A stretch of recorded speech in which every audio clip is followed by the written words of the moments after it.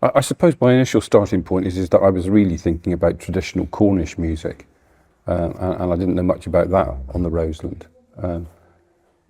What came out as we started to research, what we started to find is that there was quite a lot of classical music associated with the Roseland, quite often from people that like to visit the Roseland and had been inspired by the landscape and the scenery, and had written.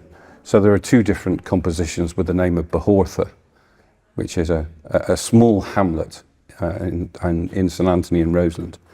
And yet another concerto called Carricknath as well, and even we've an opera as well, which had its inspiration from the landscape of the Roseland, and also it was the libretto for the Morvoran was written by Maisie Radford, so links back into that.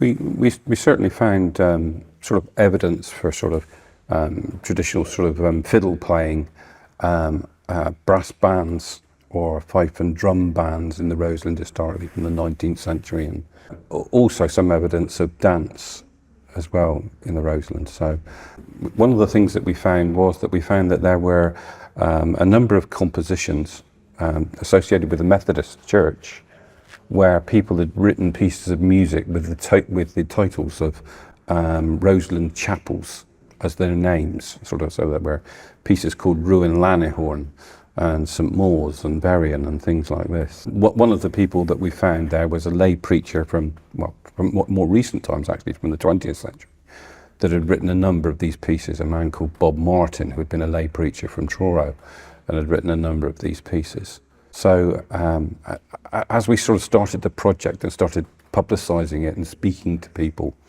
it's amazing how one thing after another sort of seeped out of the woodwork. You know, people would sort of mention to you, well, did you know about this person or did you know about that? And slowly we built up quite a reasonable collection of stuff associated with the Roseland. Building that collection was one thing, and then figuring out how to